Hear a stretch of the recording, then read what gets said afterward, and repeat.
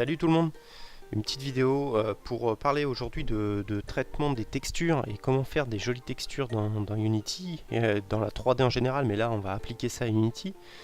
Donc à partir d'une photo voilà, que j'ai prise sur internet, d'une texture de béton un petit peu usé où on voit le fer là qui ressort, le fer intérieur, donc une texture intéressante mais qui est plate. Comment faire le bump, le displacement, le spéculaire, etc. de manière automatique. Donc je vais vous montrer aujourd'hui deux outils. Je pense que le premier, vous le connaissez, il s'appelle Crazy Bump. Il marche très très bien. Le seul souci, c'est qu'il est payant. Et le deuxième, ce sera Normal Map Online, qui est là et qui est un outil gratuit. C'est un site GitHub qui fonctionne assez simplement, mais qui ne sera pas compatible avec tous les navigateurs internet. Donc moi j'utilise avec Chrome et Mozilla. Je sais qu'avec les navigateurs Microsoft, il y a quelques problèmes. Donc je commence par Crazy Bump. Crazy Bump, il va suffire de glisser la photo dedans, théoriquement. Alors faire Open, tac, je vais sur le bureau, là où j'ai rangé mon dossier texture, béton usé, j'ouvre. C'est hyper rapide. Là on a un aperçu. Est-ce que je veux que ça rentre ou ça sorte en fait? Donc je vais plutôt choisir celui-là. Et j'ai un aperçu ici que je peux grossir de ce que ça va pouvoir donner une fois que je serai dans Unity. C'est à peu près fidèle. Avec la lumière qu'on peut passer avec le clic droit, on peut faire bouger un peu la lumière. Voilà, si je veux inverser finalement et je veux que ça rentre plutôt que ça ressorte la forme, d'aller voir la différence, vous faites inverser Shape Recognition. Hop. On passe de l'un à l'autre.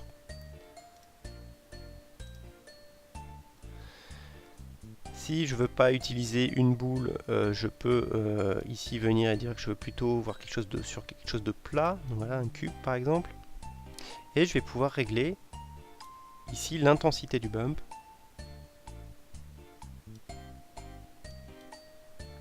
Sachant que l'intensité, on pourra la régler aussi dans Unity de toute façon. Le displacement. Donc displacement est là.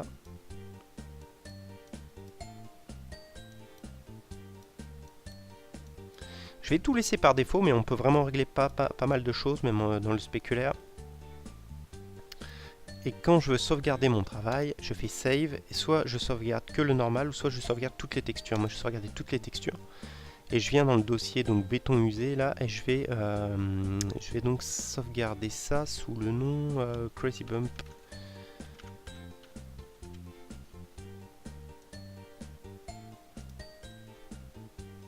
Et on voit qu'ici, il est en train de me faire donc toutes les maps Crazy Bump à partir de cette texture. J'importe ça dans Unity. Je vais prendre toutes ces textures là, hop.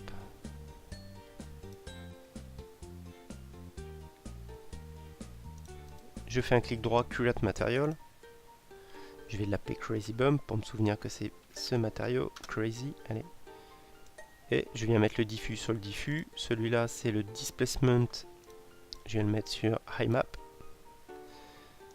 Le normal map, il se met ici. Ça, c'est le spéculaire, a priori. Donc le spéculaire, je viens le mettre sur... alors ça dépend du... On peut choisir ici autre chose. Standard Roughness. Je peux le mettre dans Roughness. Et l'occlusion ici. Et là j'ai touché à rien du tout. Et déjà si j'applique le matériau sur la sphère qui est ici, voilà le rendu intéressant que je peux avoir. Je vais grossir un petit peu tout ça.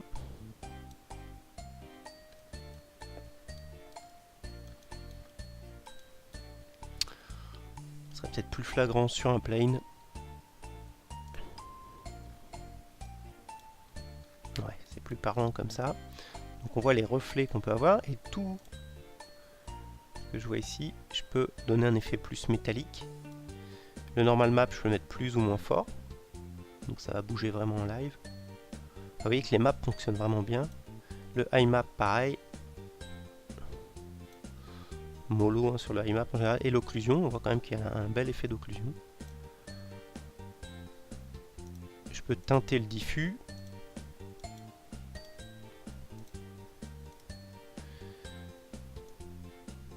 Et je peux essayer avec d'autres types de shaders, voir ce que ça peut donner, hein. Il y en a quand même une bonne liste, et qui est pas mal qui serait compatible avec ce type de map.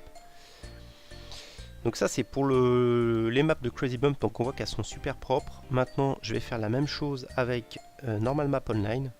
Donc il suffit de venir glisser sa texture de base, donc celle de base c'est celle-ci, sur le site. Hop.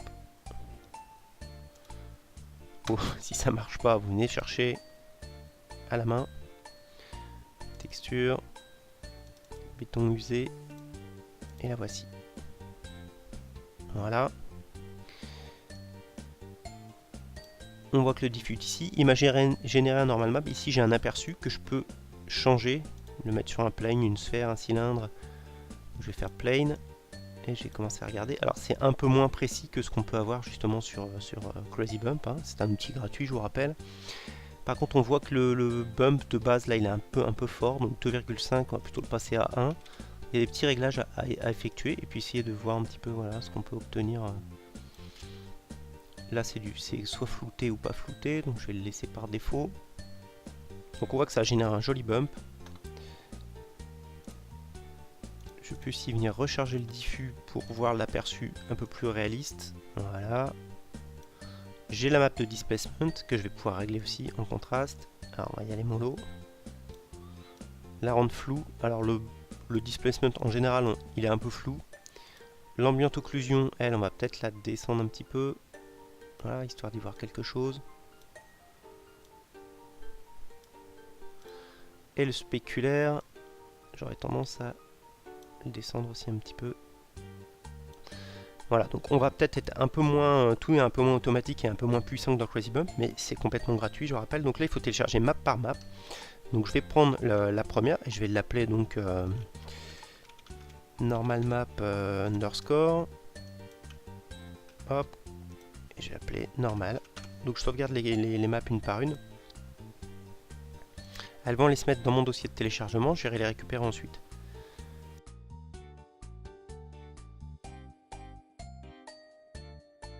Donc je vais rechercher tout ça dans mon dossier de téléchargement, je les importe dans Unity, on se retrouve tout de suite. J'ai récupéré les maps, donc elles sont là, je prends les 4, je prends le diffus, je peux prendre n'importe lequel, je vais prendre le diffus original. Et je vais tout glisser dans Crazy Bump, dans Unity pardon.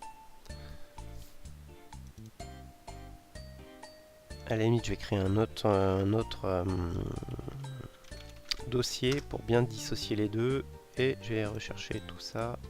Voilà, je glisse dedans. Je fais un autre matériau, donc j'ai l'impression qu'il va être un petit peu différent ce matériau, il va falloir régler différemment. On va l'appeler normal, la map online. Hop, voilà. Et je fais pareil. Donc ça, c'est l'ambient occlusion. Le normal map. Ça c'est le disp et ça c'est le spec. Donc le spec, on va passer sur le même type de shader, le roughness. Le spec et le disp qui va sur IMAP. On voit qu'on a quelque chose qui est pas mal non plus. Je vais juste dupliquer ce plane et je vais lui appliquer le nouveau matériau. Comme ça on va voir la différence. Alors, il n'est pas exactement pareil, vous voyez, mais il n'est même pas plus mal en fait. Sachant que on peut procéder à des réglages. Hein. Côté métallique. Plus ou moins de bump. Et plus ou moins de high map. Je reviens sur celui-là. Ouais, on va remettre le bump à 1. On a des choses un petit peu différentes, mais les deux fonctionnent quand même pas trop mal, quoi. Donc on voit qu'on a des résultats avec l'un ou l'autre des outils. Là, on a des résultats qui sont vraiment pas mal. On va pouvoir travailler des matériaux qui vont être de qualité et qui vont sortir du lot, hein, qui vont être convaincants. Donc il y a un outil qui est payant et je crois que Crazy Bump coûte quand même, je crois qu'il coûte quand même 200 et quelques. On va faire buy a license. Non, 99 $. For student, 49 $. Donc c'est pas excessif si vous en servez beaucoup, mais c'est quand même payant.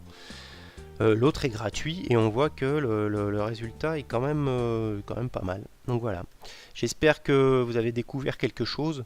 au moins un des deux outils que vous ne connaissiez pas. Et puis je vous dis à bientôt pour une nouvelle vidéo.